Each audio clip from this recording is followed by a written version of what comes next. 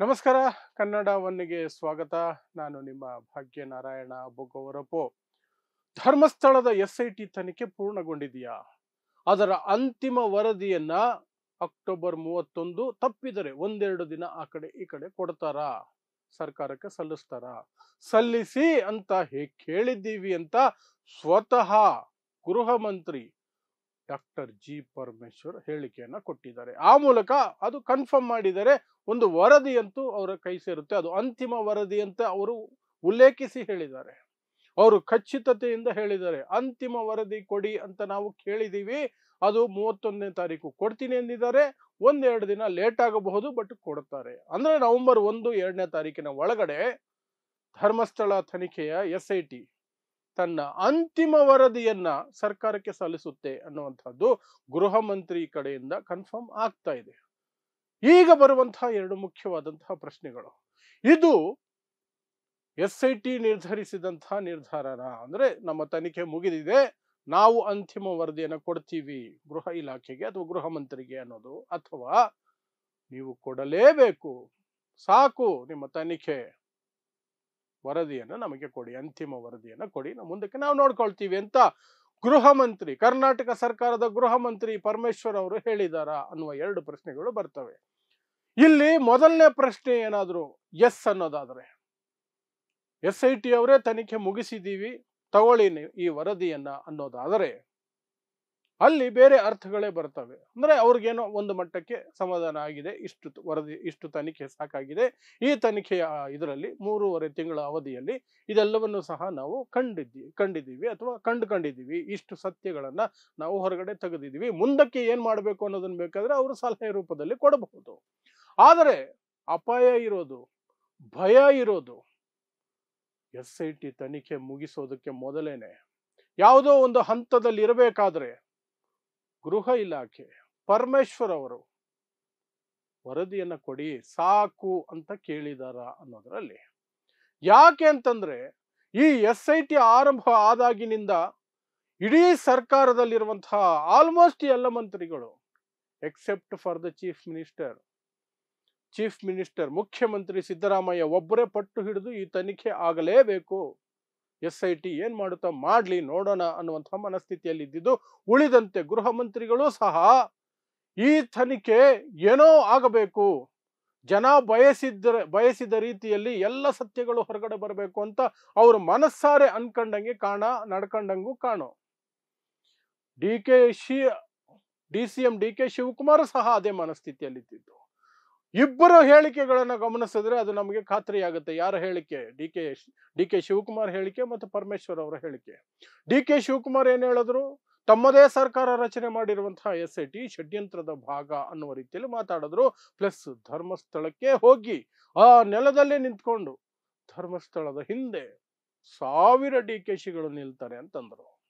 ಈ ಕಡೆ ಪರಮೇಶ್ವರ್, ಈ SIT ರಚನೆ ಆಗಿರೋದು ಧರ್ಮಸ್ಥಳಕ್ಕೆ ಅಂಟಿರುವಂತಹ ಕೊಳೆಯನ್ನ ತೊಳೆಯೋದಕ್ಕೆ, ಬಂದಿರೋ ಆರೋಪಗಳಿಂದ ಮುಕ್ತಿ ಕೊಡಿಸೋದಕ್ಕೆ, ಕಳಂಕರಹಿತ ಮಾಡೋದಕ್ಕೆ ಅಂತ ಹೇಳಿದ್ರು. ಆ ಮೂಲಕ ಇಬ್ಬರೂ ಸಹ ಉಪಮುಖ್ಯಮಂತ್ರಿ ಮತ್ತು ಗೃಹ ಮಂತ್ರಿ ಯಾವ ರೀತಿಯ ಸ್ಟೇಟ್ಮೆಂಟ್ ಕೊಟ್ಟರು ಅಂದ್ರೆ, ಇದು ಸತ್ಯವನ್ನು ಹೊರಗಿಡುವಂತಹದಕ್ಕಲ್ಲ, ನಾವು ಯಾರ್ದು ರಕ್ಷಣೆ ಮಾಡ್ತೀವಿ ಅಥವಾ ಏನೋ ಒಂದು ಕ್ಲೀನ್ ಚಿಟ್ ಕೊಟ್ಟು ಬಿಸಾಕ್ತೀವಿ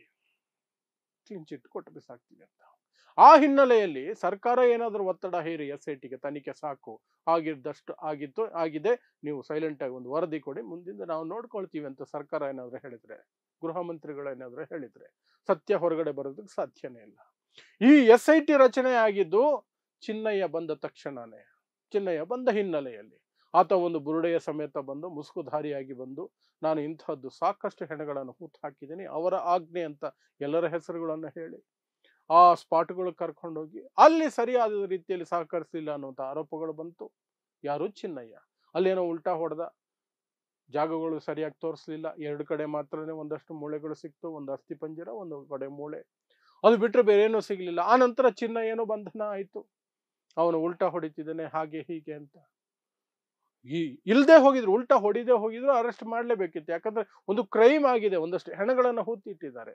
ಅದನ್ನ ನಾನು ಒಪ್ಕೊಂಡಿದ ತಕ್ಷಣ ನಾನು ಅಪರಾಧಿ ಅಥವಾ ಆರೋಪಿ ಸ್ಥಾನದಿಂದ ಹೊರಗಡೆ ಬರೋಕ್ಕಾಗೋದಿಲ್ಲ. ಚಿನ್ನಯ್ಯಂದು ಅದೇ ಪರಿಸ್ಥಿತಿ. ಆತ ಒಪ್ಕೊಂಡಿದ್ರು ಸಹ ಆತನೂ ಸಹ ಆರೋಪಿನೇ ಆ ಕೃತ್ಯದಲ್ಲಿ. ಹಾಗಾಗಿ ಆತನ ಬಂಧನ ಆಯಿತು. ಆ ನಂತರ ಇನ್ನೊಂದಷ್ಟು ತನಿಖೆ ಆ ಕಡೆ ಈ ಕಡೆ ಹೋಗ್ತಾ ಎಲ್ಲಿಗೋ ಹೋಯ್ತದು. ವಿಠ್ಠಲ್ ಗೌಡ ಅವ್ರ ಕಡೆಗೆ ಹೋಯ್ತು. ವಿಠ್ಠಲ್ ಗೌಡ ಸೌಜನ್ಯ ಅವರ ಮಾವ, ಅವರೇ ಆ ಬುರುಡೆನ ಫಸ್ಟ್ ಟೈಮ್ ಚಿನ್ನಯ್ಯನಿಗೆ ಕೊಟ್ಟಿದ್ದು ಅನ್ನೋ ಒಂದು ಮಾಹಿತಿಯನ್ನ ಚಿನ್ನಯ್ಯ ಕೊಟ್ಟ ನಂತರ ಅವರನ್ನ ಕರೆದು ತನಿಖೆ ಮಾಡಿ ವಿಚಾರಣೆ ಮಾಡಿದಾಗ ಅವರು ಬಂಗ್ಲೆಗುಡ್ಡೆಗೆ ಕರ್ಕೊಂಡು ಹೋಗಿದ್ರು. ಅಲ್ಲಿ ರಾಶಿ ರಾಶಿ ಮೂಳೆ ಸಿಕ್ತು. ಅವೆಲ್ಲವನ್ನು ಸಹ FSL ಕಳಿಸಲಾಗಿದೆ. ಆ ವರದಿಗಳು ಇನ್ನ ಬಂದಿದ್ರೆ ಏನ್ ಬಂದಿದೆ ಅದ್ರ ಬಗ್ಗೆ ನಮಗೆ ಮಾಹಿತಿ ಇಲ್ಲ. ಯಾಕಂದ್ರೆ SIT ಇಲ್ಲಿಯವರೆಗೆ ಬಹಿರಂಗವಾಗಿ ಒಂದು ಹೇಳಿಕೆಯನ್ನು ಕೊಟ್ಟಿಲ್ಲ. ಎಲ್ಲವೂ ಮೂಲಗಳಿಂದ ಬರ್ತಿರುವಂತಹ ಮಾಹಿತಿನೇ ಅಷ್ಟೇ, ಬೇರೆ ಏನೂ ಇಲ್ಲ. ಸೊ ಆ ಹಿನ್ನೆಲೆಯಲ್ಲಿ ನೋಡಿದಾಗ ಅಷ್ಟೊಂದು ಮೂಳೆಗಳು ಎಲ್ಲಿಂದ ಬಂತು? ಮತ್ತೆ ಪಂಚಾಯಿತಿ ಆಫೀಸಲ್ಲಿದ್ದಂತಹ ಡಾಕ್ಯುಮೆಂಟ್ಗಳು, ದಾಖಲೆ ಪತ್ರಗಳಲ್ಲಿ ಯಾವ ಹೆಣಗಳು ಸಹ ಅನಾಥ ಹೆಣಗಳು ಅಂತ ಏನು ಹುತ್ತಿಟ್ಟಿದ್ರು, 70+ ಹೆಣಗಳು. ಬೆಳಗ್ಗೆ ಸಿಕ್ಕ ಹೆಣ ಸಂಜೆಗೆ ಅನಾಥ ಅಂತ ಡಿಕ್ಲೇರ್ ಮಾಡಿದ್ರು. ಯಾವುದೋ ಹೆಗಡೆ ಆಸ್ಪತ್ರೆ, KS ಹೆಗಡೆ ಆಸ್ಪತ್ರೆಯಲ್ಲಿ ಪೋಸ್ಟ್ ಮಾರ್ಟಮ್ಗಳು ನಡೆಸಿದ್ರು, ಪ್ರೈವೇಟ್ ಹಾಸ್ಪಿಟ್ಲಲ್ಲಿ. ಇದೆಲ್ಲವೂ ಅನುಮಾನಗಳಿಗೆ ಎಡೆಮಾಡಿಕೊಡುವಂಥದ್ದಿತ್ತು. ಅದರ ಜೊತೆಗೆ ಸೌಜನ್ಯ ವಿಚಾರವಾಗಿಯೂ ಸಹ ಸಾಕಷ್ಟು ವಿಚಾರ. ಯಾಕಂದ್ರೆ ಚಿಕ್ಕ ಕೆಂಪಮ್ಮ ಅಂತ ಹೊಸ ಸಾಕ್ಷಿ ಬಂದ್ರು, ಮಂಡ್ಯದ ಮಹಿಳೆ. ನಾನು ನೋಡಿದ್ದೀನಿ ಆಕೆಯ ಕಿಡ್ನಾಪನ್ನ, ಸೌಜನ್ಯ ಕಿಡ್ನಾಪ್ ನಾನು ನೋಡಿದ್ದೀನಿ ಅಂದ್ರು. ಅದು ಯಾವ ಆಂಗಲ್ಗೆ ಹೋಯ್ತು? ಈ ಕಡೆ ಸೌಜನ್ಯ ಬಗ್ಗೆ ಮಾತಾಡ್ತೀರಾ ಅಂದ್ರೆ SITಗೆ ಸೌಜನ್ಯ ಕೇಸನ್ನು ಒಪ್ಸೇ ಇರಲಿಲ್ಲ. ಯಾಕಂದ್ರೆ ಆರಂಭದಲ್ಲೇ ಪರಮೇಶ್ವರ್ ಹೇಳಿದ್ರು, ಈ SIT ಕೇವಲ ಚಿನ್ನಯ್ಯ ಮುಸುಗುಧಾರಿ ಬಂದಿದ್ದಾನಲ್ಲ ಆತನ ಆರೋಪಗಳಿಗೆ ಸಂಬಂಧಪಟ್ಟಿದ್ದು.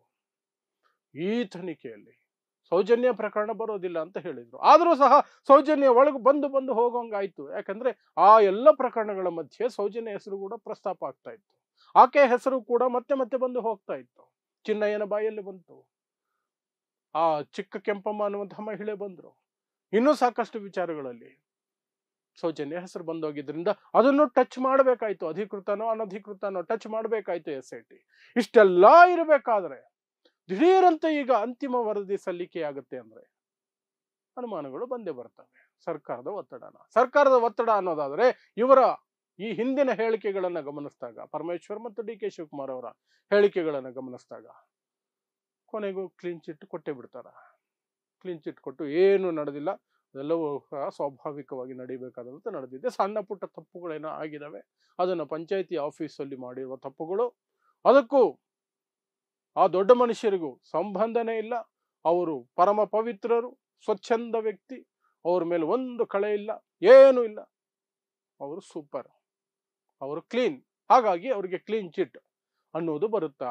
ಅಥವಾ SIT ತನ್ನ ತನಿಖೆಯನ್ನು ನಿಜವಾಗ್ಲೂ ಮುಗಿಸಿ ಏನಾಗಿದೆ, ಯಾರು ಹೊಣೆ, ಯಾರು ಅಪರಾಧಿಗಳು, ಯಾರು ಆರೋಪಿಗಳು ಅಂತ ಪಕ್ಕ ಕೊಟ್ಟು ಸರ್ಕಾರವೂ ಸಹ ಅದನ್ನು ಒಪ್ಕೊಂಡು ಯಾರೂ ಊಹಿಸಲಾರದಂತಹ ಪರಿಸ್ಥಿತಿ ನಿರ್ಮಾಣ ಆಗಿ ಯಾರ್ಯಾರದೋ ಬಂಧನಗಳಾಗ್ಬಿಡ್ತವೆ.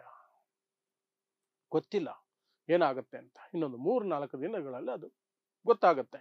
ವರದಿ ಸಲ್ಲಿಕೆ ಆಗೋದನ್ನ ಗೃಹ ಮಂತ್ರಿ ಕನ್ಫರ್ಮ್ ಮಾಡಿಬಿಟ್ಟಿದ್ದಾರೆ. ಇವತ್ತು ಕನ್ಫರ್ಮ್ ಮಾಡಿದ್ದಾರೆ. ಮುಂದೇನಾಗುತ್ತೆ ಅದರ ಬಗ್ಗೆ ಮಾತ್ರ ಕುತೂಹಲ. ವರದಿಯಲ್ಲೇನಿರುತ್ತೆ ಅದರ ಬಗ್ಗೆ ಮಾತ್ರ ಕುತೂಹಲ. ನೋಡೋಣ, ಸತ್ಯ ಸಿಗುತ್ತಾ ಅಥವಾ ಮತ್ತೆ ಹೋರಾಟಗಳಿಗೆ ಅಣಿಯಾಗಬೇಕಾ ಜನ? ಏನೂ ಆಗಿಲ್ಲ ಅಂತ ಇವರು ಕೈ ತೊಳ್ಕೊಳ್ತಾರ? ಗೊತ್ತಿಲ್ಲ, ಕಾದು ನೋಡಬೇಕು ಅಷ್ಟೇನೆ. ಸೊ ನೋಡ್ತಾ ಇರಿ ಸಮಾಜಕ್ಕಾಗಿ ಕನ್ನಡ 1 ನ್ಯೂಸ್. ನಮಸ್ಕಾರ.